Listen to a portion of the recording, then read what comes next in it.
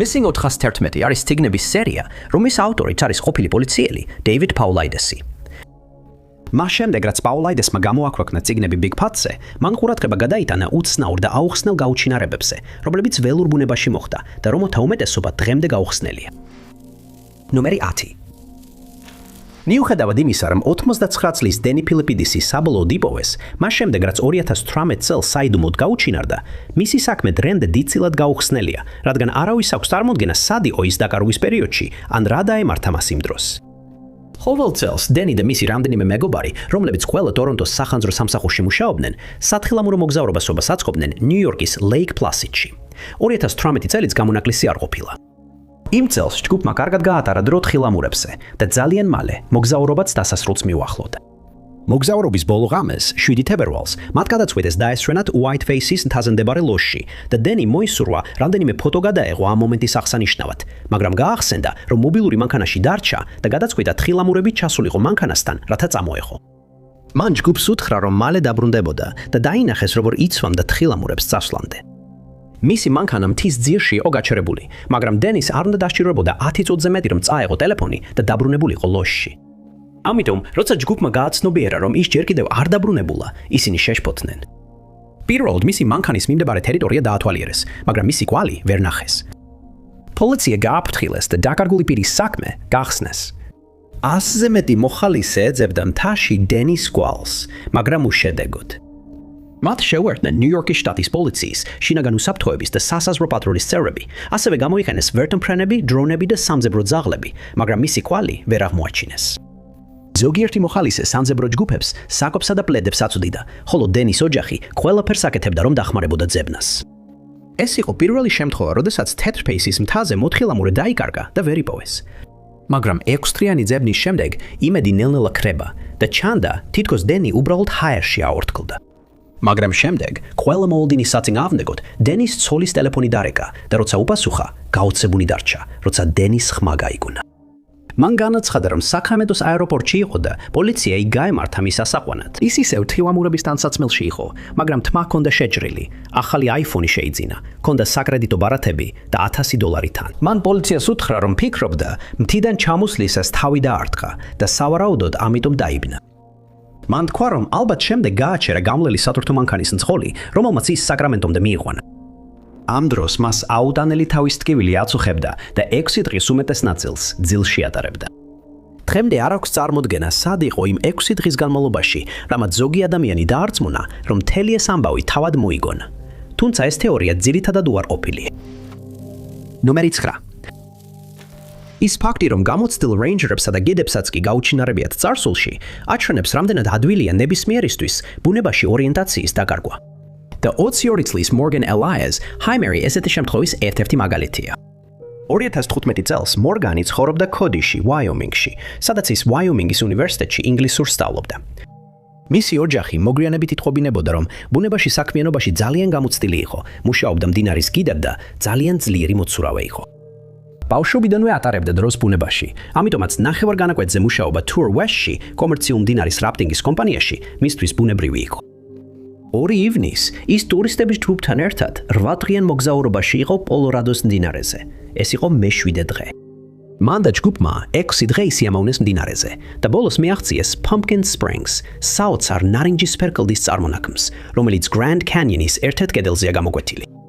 ესე ეწოდება, რადგან ფორმით გოგრას გავს და გვერდებზე ვერტიკალური ზოლები გასდევს. მან და მისმა მეგზურებმა საზოგადოება გააფრთხილეს, რომ არ ეცურათ წყაროში და არ დაელიათ წყაროს წყალი, რადგან ის შეიცავს თხვიას, თუთიას, სპილენძს და არსენიკს. იმავე დღის მეორე ნახევარში დაახლოებით 4 საათზე ჯგუფმა გადაწყვიტა გზა გაეგრძელებინა და ისინი ემზადებოდნენ, რომ თავიანთი ნავები გოგლის წყაროს გვერდით მდებარე ნაკადულში ჩაეშვათ. თავარი მეგზური გაიხსენებდა, რომ მორგანთან საუბარი ჰქონდა სწორედ იმ მომენტში, როცა ისინი უნდა გასულიყვნენ, რადგან მან ახსენა, რომ იმ დღეს მოგვიანებით ცოტა დრო სჭირდებოდა დასასვენებლად.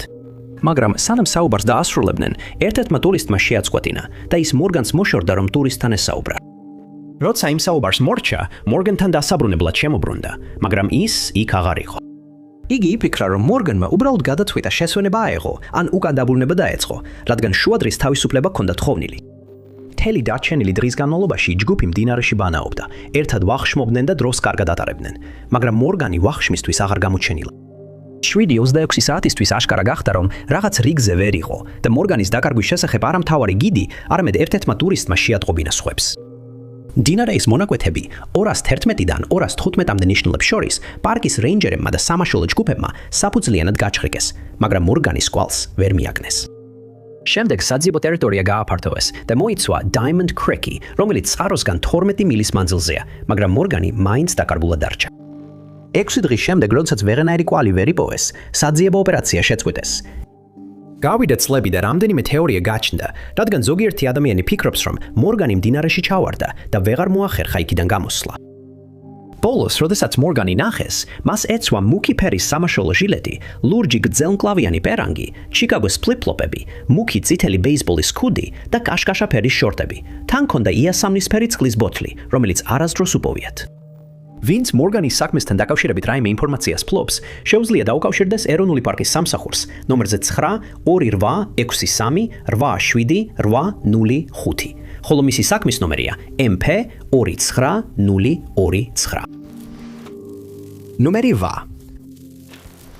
84 წლის მორის დენისის გაუჩინარების საქმე, რომელსაც მეგობრები და ოჯახი დოკად იცნობენ, უკვე 10 წლეულებია გამონძიებლებს საგუნებელში აქტებს, რადგან მათ ვერ შეძლეს გაერკვიათ, რა დაემართა მას. დოკი დაიბადა Blue Rapids-ში, კანზასში 1896 წელს და მიიღო ბაკალავრის ხარისხი ფილოსოფიასა და თეოლოგიაში, პრესვიტერიანულ თეოლოგიურ სემინარიაში, ომაჰაში, ნებრასკაში. შემდეგ მან მიიღო მაგისტრის ხარისხი დენვერის უნივერსიტეტში, რის შემდეგაც ჟურნალის რედაქტორი გახდა 1991 წლამდე. ის ლონგმოლტის სავაჭრო პალატის წევრი იყო და ასევე იყო დენვერის ბიბლიური კოლეჯის მეურვეთა საბჭოს თავმჯდომარე. ამასთან ერთად ის აგრძელებდა თავის საყვარელ ჰობს, ქანების ძიებას, რადგან უყვარდა ძვირფასი ქვები და მინერალები. ის გახდა მინერალების საზოგადოების და Flatiron-ის ძვირფასი ქვებისა და მინერალების კლუბის წევრი, ხოლო ასაკის მატებასთან ერთად ართრიტი დაეწყო და სისხლის დაავადება დაუდგინდა. 1991 წლისთვის ის უკვე პენსიაზე იყო გასული და ჯანმრთელობის პრობლემებთან ბრძოლა უწევდა. მისი მეგობარი დეივიდ მაკშერი კი ხშირად ეხმარებოდა გადაადგილებაში, ხოლო ზოგჯერ ისინი ერთად ადიოდნენ ქანების საძებნელად. ეს სწორედ ის იყო, რაც მათ ინცლის 20 აპრილს გადაწყვეტეს გაეკეთებინათ. ისინი კოლორადო შტატში პაიკის ეროვნულ ტყეში გაემართნენ, კონკრეტულად კი Topaz Point-თან, Devil's Head-ზე, სადაც იმედოვნებდნენ, რომ კარქანებს იპოვიდნენ. რადგან დოკს სიარული უჭირდა, დევიგმა მას დოკის თხრის ადგილისკენ მიეხმარა, რომელიც იყო ქრიშიანი Ormo Rampart Ridge-ის გზის მახლობლად. და მას შემდეგ რაც დარწმუნდა, რომ დოკი კომფორტულად იყო და ყველაფერი ჰქონდა, რაც სჭირდებოდა, დევიდი თავის თხრის ადგილზე გადავიდა, რომელიც დაახლოებით 150 ფუტით იყო დაშორებული. შემდეგ მან დაიწყო ქვების თხრა, იმ იმედით, რომ იპოვიდა რამდენიმე მინერალშემცველ ქვას და შესაძლოა კრისტალებსაც. მომდევნო 2 საათის განმავლობაში დევიდი ფიქრობდა, რომ დოკიც იმავეს აკეთებდა. დაახლოებით 3 საათზე დევიდმა გადაწყვიტა, რომ დრო იყო დაბრუნებულიყო და დოკის ტერიტორიაზე გადავიდა.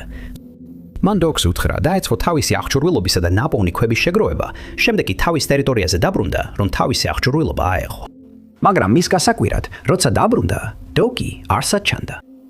მხოლოდ 15 წუთი იყო გასული მას შემდეგ, რაც ბოლოს ნახა, მაგრამ დოკის კვალი არსად იყო, რაც უცნაური იყო, რადგან დოკს დამოუკიდებლად ტერიტორიის დატოვება არ შეეძლო. მისი ხელსაწყოებიც და შეგროვებული ქვებიც გაქრა. წლების განმავლობაში ჩატარებული ძებნის მიუხედავად, დოკის კვალი აღარასდროს უპოვიათ. დოკი ბოლოს ნახეს ლურჯ კომბინეზონში, მუქ წითელ ფლანელის პერანგში, კავისფერ ტერფამდე მაღალ ჩექმებში და თეთრ ბეისბოლის ქუდში. ვინც რაიმე ინფორმაციას ფლობს მის საქმესთან დაკავშირებით, სთხოვენ დაუკავშირდეს დუგლასის ოლქის შერიფის ოფისს ნომერზე 336-67-1500 ნომერი 7. Mount Shasta არაერთი უცნაური და აუხსნელი მონენის ადგილი ყოფილა და ათობით ადამიანი გაუჩინარდა ამ მთაზე ისე, რომ აღარავის უნახავს. ეს ტერიტორია ცნობილია სახიფათო რელიეფით, უეცარი შტორმებით, რომლებიც თითქოს არსაიდან ჩნდება, დამალული ნაპრალებით და ციცაბო დაღმართებით, რომელთა გადალახვაც მხოლოდ გამოცდილ ადამიანს შეუძლია. ამიტომ მთაზე არსებული ბილიკების უმეტესობა მხოლოდ გამოცდილ მთამსვლელებსა და ველურ ბუნებაში გამოცდილ ადამიანებს აქვთ განკუთვნილი, როგორიც იყო 69 წლის Carl Herbert Lagersi. Carly Orindadან სან-ფრანცისკოდან იყო და 1989 წელს გადაწყვიტა, რომ კალიფორნიის ყველა ოლქის უმაღლეს მწვერვალზე ავიდოდა, მათ შორის შასტას მთაზეც. მის ორ მეგობართან ერთად, Milton Gainesთან და Barry Gilmerთან, რომლებიც შესაბამისად 64 და 60 წლისები იყვნენ, ჯგუფი, რომლის ყველა წევრი ორინდას გზის მორბენალთა კლუბის წევრი იყო, ინცლის 21 მაისს მთისკენ გაემართა. მომდევნო დღეს, სანამ ჯგუფი ასვლას დაიწყებდა, კარლმა დაიწყო წუწუნი, რომ თავი ცუდად გრძნობდა და გადაწყვიტა ადრე წასულიყო, რათა თავისი თანამგზავრები არ შეეჩერებინა და მათ დაგეგმეს, რომ მოგვიანებით დაეწეოდნენ მას. მან აერჩია ავლანჩ გალჩის მარშრუტი, თუმცა სავარაუდოდ იცოდა, რომ გზა რთული იქნებოდა, რადგან ჯგუფის ბანაკამდე მისვლისას მას უკვე ჰქონდა გადაღლილობა, გაუწყლოვანება და კუჭის პრობლემები. ის იმდენად ცუდად გრძნობდა თავს, რომ გეინს და გილმორს მისი აღჭურვილობის დარებაში დახმარება მოუწიათ, მაგრამ კარლს იმედი ჰქონდა, რომ კარგი დასვენებისა და ძილის შემდეგ დილით საკმარისად გამოჯამრთელდებოდა, რათა მთაზე ასვლა შეძლებოდა. მას შემდეგ, რაც მან ბანაკი დატოვა, მისმა მეგობრებმა დაიწყეს კარვისა და სხვა ნივთების ჩალაგება და შემდეგ ბილიკზე გაემართნენ. მოგვიანებით რეინჯერი იტყობინებოდა, რომ დაინახა კარლის აღწერილობას შესაფერისი კაცი, რომელიც ნელა მიიწევდა ერთ-ერთ უფრო ციცაბო და რთულ ბილიკზე. გეინსიც იტყოდა, რომ მანაც დაინახა კაცი, რომელიც მისი აზრით კარლი იყო, უფრო მაღლა მთაზე, სანამ თვალთახედვიდან არ გაქრა. ორივე მამაკაცი ლეიქ ჰელენთან მივიდა და გაკურებულნი აღმოჩნდნენ, რომ კარლი იქ არ იყო. მათ იქ მყოფ სხვა მთამსვლელებს ესაუბნენ, მაგრამ არც ერთს კარლი არ ენახა, რის გამოც შეშფოთდნენ. ის დაკარგულად განაცხადეს სისკიუის ოლქის შერიფის ოფისში, რომელმაც მაშინვე დაიწყო მთაზე ძებნა. როდესაც კარლის კვალი ვერ იპოვეს, კალიფორნიის ეროვნული გვარდია და კალიფორნიის გზატკეცილის პატრული ვერტუფრენებით ჩაერთნენ საჰაერო ძებნაში, მაგრამ უშედეგოდ. აშშ-ს სერვისის რეინჯერები და მოხალისეები შეუერთდნენ ძებნას და 10 დღის განმავლობაში მათ მოიარეს ყველა ადგილი, სადაც კარლი ნახეს, ასევე მრავალი სხვა ადგილი, მაგრამ კვლავ ვერ იპოვეს მისი კვალი ან რაიმე მინიშნება იმაზე, რა დაემართა მას. მათ უთხრეს, რომ კარლს ეცვა 2 ან 3 ფენა ტანსაცმელი, რომელშიც შედიოდა ჟანგისფერი ქურთუკი, სათხილამურო შარვალი და სალაშქრო ჩექმები კრამპონებით.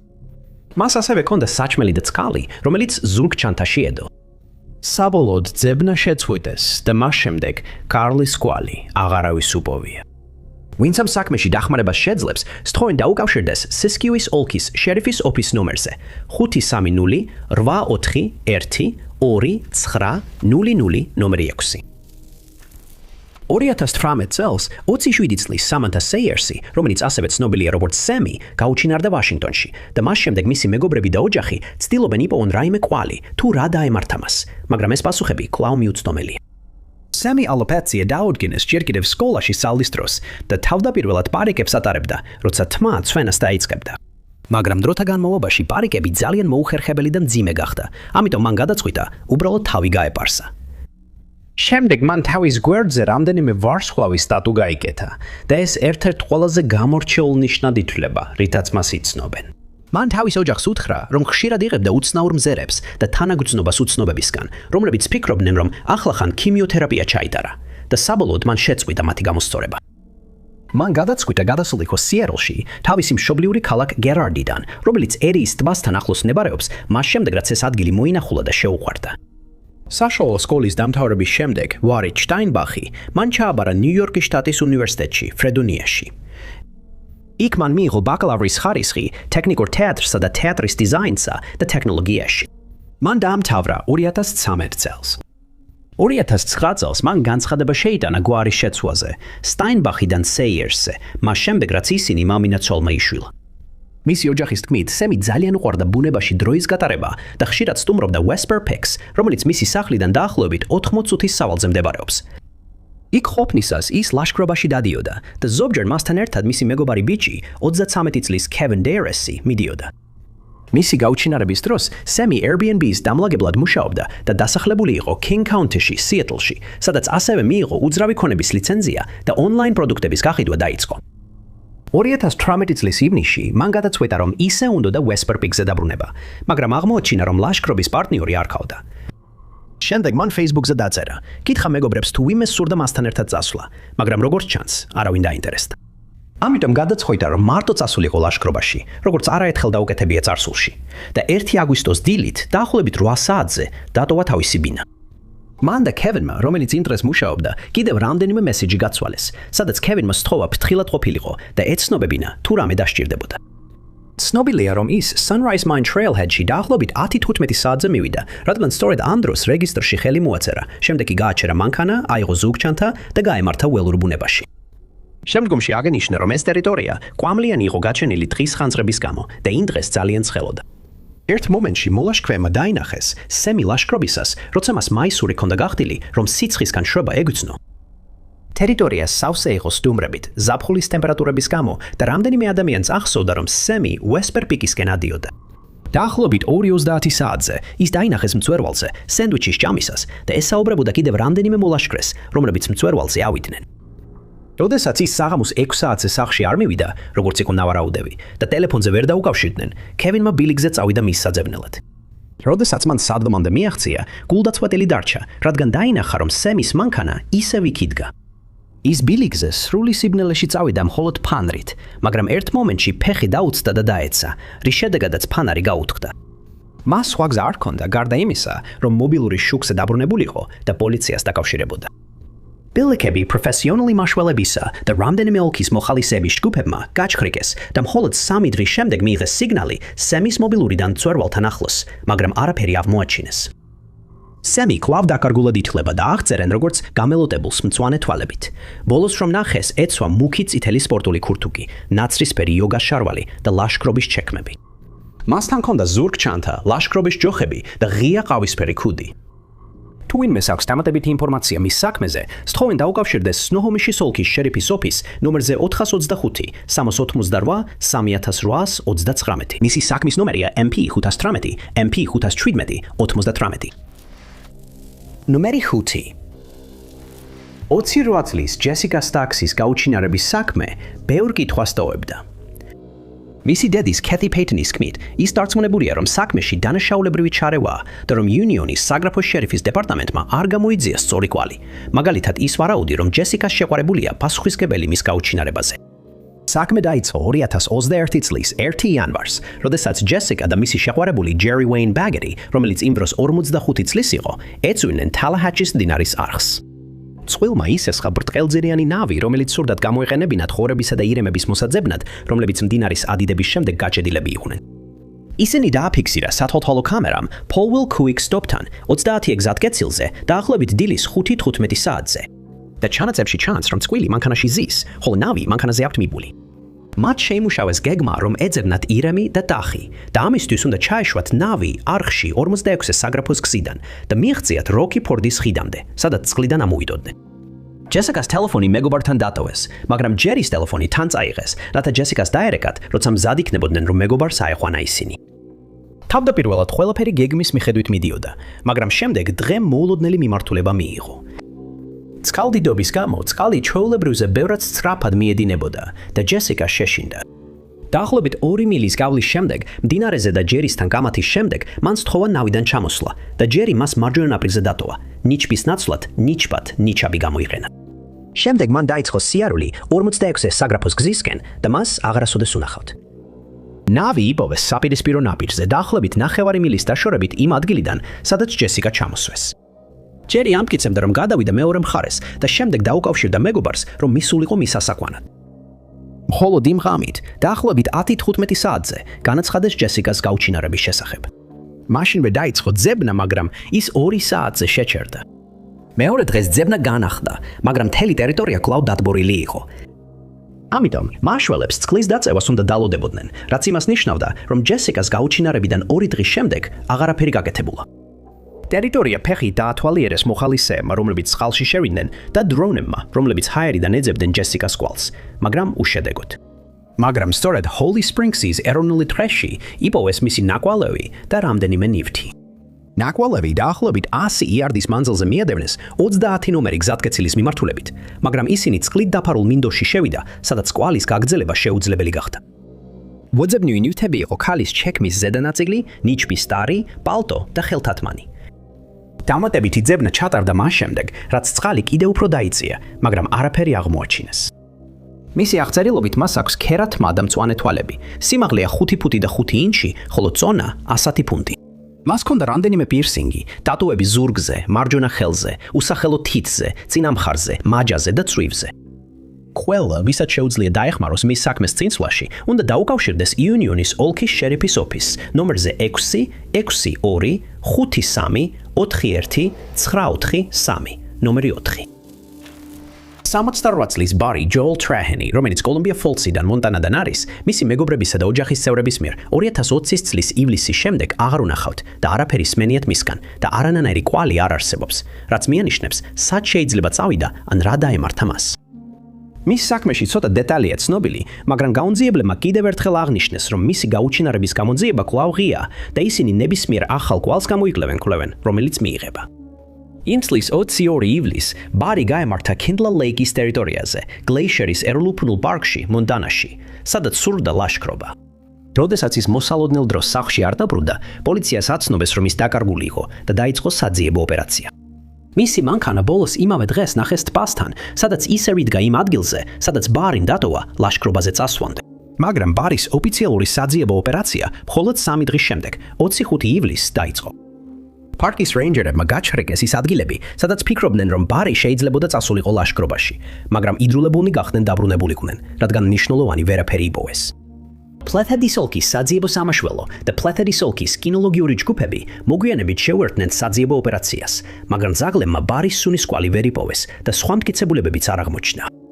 4 აგვისტოს პირველი მცირე გარღვევა მოხდა, როდესაც მისი მზის სათვალე იპოვეს კინტლას ტბაში, თუმცა არასდროს დადასტურებულა, რომ სათვალე ნამდვილად მას ეკუთვნოდა. რეინჯერები საკმაოდ დარწმუნებულები არიან, რომ სათვალე ბარის ეკუთვნოდა და გამოხატეს თავიანთი იმედგაცრუება იმ ფაქტის გამო, რომ მეტი ვერაფერი იპოვეს. მისი მანქანის მიმდებარე ტერიტორიებიც საფუძვლიანად გაჩხრიკეს, მაგრამ უშედეგოდ. დღემდე ბარის შესახებ სხვა კვალი არ აღმოუჩენიათ და მისი გაუჩინარება კვალაც იმედგაცრუებას იწვევს გამომძიებლებში. მისი აღწერილობით, მას აქვს ნაწილობრივ შეჭაღარავებული თმა და თაფლისფერი თვალები. სიმაღლეა 5 ფუტი და 10 ინჩი, ხოლო წონა 220 ფუნტია. სამწუხაროდ არ არსებობს აღწერა იმ ტანსაცმლის შესახებ, რომელიც მას ბოლოს ნახვისას ეცვა და მისი მონაცემები ნამუსის ბაზაში არ არის დამატებული. პლეთედის ოლქის შერიფის ოფისი სთხოვს ყველას, ვისაც რაიმე ინფორმაცია აქვს ბარის ადგილსამყოფელის შესახებ, დაუკავშირდეს მათ. ნომერზე 4 06 7 5 8 5 5 8 5 მიუთითეთ სააგენტოს საქმის ნომერი 2020-23471. ნომერი 3. ყველა, ვინც იცნობდა 20 წლის კრისტოფერ თომპკინს, თანხმდება, რომ ის იყო მორწმუნე ქრისტიანი და ძალიან ახლოს იყო თავის დედასთან, ენთან. სანამ ის საიდუმლოდ გაუჩინარდებოდა, 2002 წლის იანვარში მან დაიწყო მუშაობა გეოდეზისტების კომპანიაში კოლუმბუსში, ჯორჯიის შტატში და დედას უთხრა, რომ სამსახური ძალიან მოსწონდა. ის დამეგობრდა თავის უფროსთან, რომლის შვილებსაც ენი ხშირად ულიდა, სანამ ისინი მუშაობდნენ. ყველა ამბობდა, რომ კრისტოფერის ცხოვრებაში ყველაფერი კარგად იყო. იმ წლის 25 იანვრის დილა არაფრით განსხვავდებოდა სხვა დღეებისგან, მაგრამ ის დასრულდა ისე, რომ კრისტოფერის კვალი აღარ ჩანდა. შემდეგ მან პოლიციას უთხრა, რომ იმ დილით ჩვეულებრივად ადგა და სამსახურისთვის მოემზადა, საუზმის შემდეგ კი ოფისში წავიდა. როგორც კი მივიდა, ერთ-ერთ კოლეგასთან ერთად მანქანაში ჩაჯდა და ისინი ელერსლის სამუშაო ადგილზე წავიდნენ. იქ კრისტოფერმა და კიდევ 3 კაცმა მუშაობა დაიწყეს. ისინი ერთმანეთისგან დაახლოებით 50 ფუტის დაშორებით იდგნენ და ხაზში მუშაობდნენ. კრისტოფერი კი უკან იყო. მუშაობა კარგად მიდიოდა და ისინი შესვენებაზე გავიდნენ. სადილის შემდეგ კი ისევ საქმეს შეუდგნენ. ერთ მომენტში კრისტოფერი და მის წინ მდგომი კაცი საუბრობდნენ, მაგრამ მისმა თანამშრომელმა რამდენიმე წუთით სხვა რამეზე უნდა გაამახვილა ყურადღება და საუბარს აღარ უსმენდა. მან დაასრულა თავისი საქმე და შემდეგ კრისტოფერისკენ გაიხედა, მაგრამ აღმოაჩინა, რომ ის იქ აღარ იყო. მან და მისმა კოლეგებმა იფიქრეს, რომ კრისტოფერი ტრის ზოლში შევიდა, რათა თავი მოეთავებინა, მაგრამ კრისტოფერი აღარ დაბრუნებულა. მათ ტერიტორია გაჩხრიკეს და შენიშნეს, რომ მისი სამუშაო იარაღები ისევ მის სამუშაო ადგილზე იყო, მაგრამ კრისტოფერი არსად ჩანდა. პოლიცია გააფრთხილეს და საწყისი ძებნის დროს, რომელსაც მისი ოჯახი ატარებდა, მისი ერთ-ერთი ჩეკმა ახლომდებარე ღობეზე ჩამოკიდებული იპოვეს. მიწაზე მათ რამდენიმე მონეტა და დახეული ნაჭერი იპოვეს, რომელიც სავარაუდოდ მისი სამუშაო შარულიდან ან იმ დღის პერანგიდან იყო. საინტერესოა, რომ ეს ნივთები მუშებმა პირველად რომ ეძებდნენ, მაშინ შეუმჩნეველი დარჩა. ოფიციალური ძებნა მეორე დღეს დაიწყო, კვამის მაძებარი ძაღლებისა და საძიებო ძაღლების დახმარის, მაგრამ მათ მით მისი სუნი ვერ აიღეს.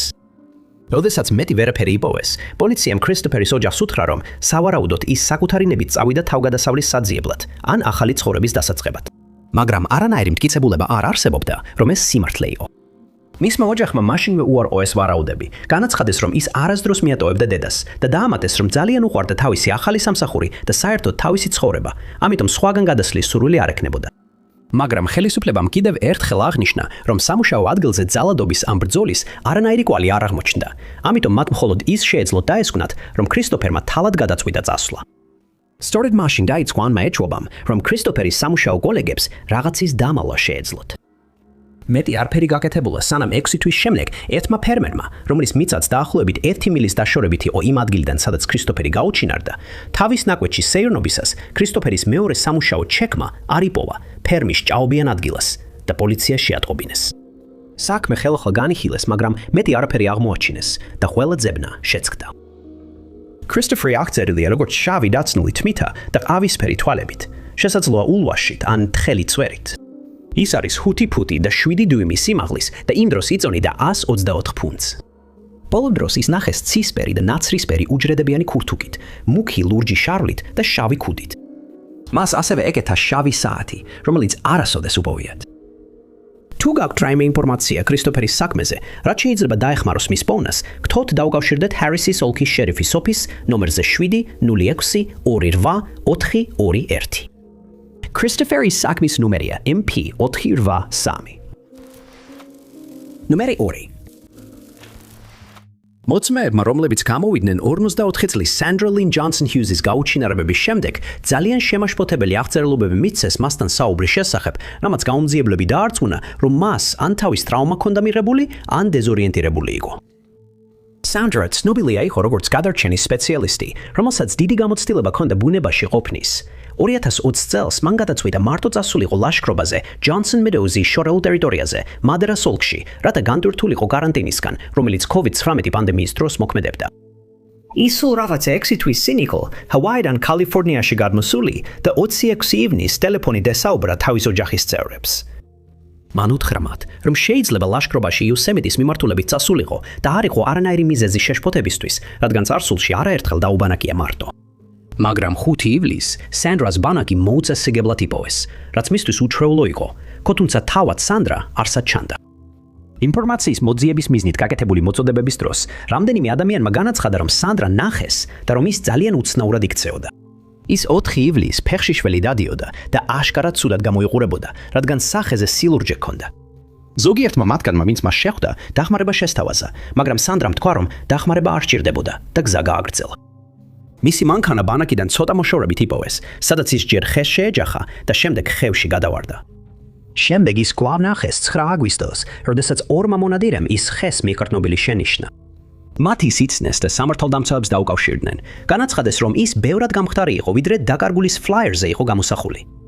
1 წლის შემდეგ სამწლიანი ბიჭუნა, რომელიც ოჯახთან ერთად იმ ტერიტორიაზე იმყოფებოდა, განაცხადა, რომ დღეში იყო ქალი შავ მაისურში, რომელსაც დახმარება სჭირდებოდა და რომ ის გარდაცვლილი იყო.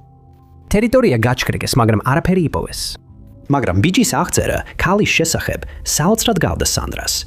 აღწერა იმდენად ზუსტი იყო, რომ გაუმძიებლები გაოცდნენ, მაგრამ ვერ ახსნეს ეს, რადგან სანდრა იქ არ იყო.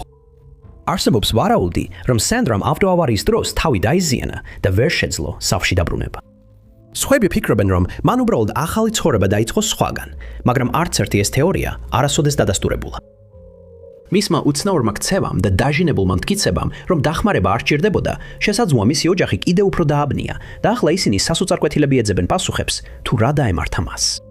აღწერილია როგორც მხრებამდე სიგრძის ლურჯი თმისა და ყავისფერი თვალების მქონე. სიმაღლეა 5 ფუტი და 3 ინჩი, ხოლო წონა 150 ფუნტია. თუ თქვენ ან ვინმეს ვისაც იცნობთ, გაქვთ ინფორმაცია სანდრას საქმესთან დაკავშირებით, გთხოვთ დაუკავშირდეთ მადერას ოლქის შერიფის ოფისს ნომერზე 55-96-75-77-77-0 ნომერი. პირველი. როდესაც ვინმე უცხო ქვეყანაში უჩინარდება, საძიებო სამუშაოები კიდევ უფრო რთულდება, რადგან ხელისუფლებას მხოლოდ მოწმეების ჩვენებებსა და უსაფრთხოების კამერების ჩანაწერებზე უწევს დაყრდნობა მათ მოსაძებნად.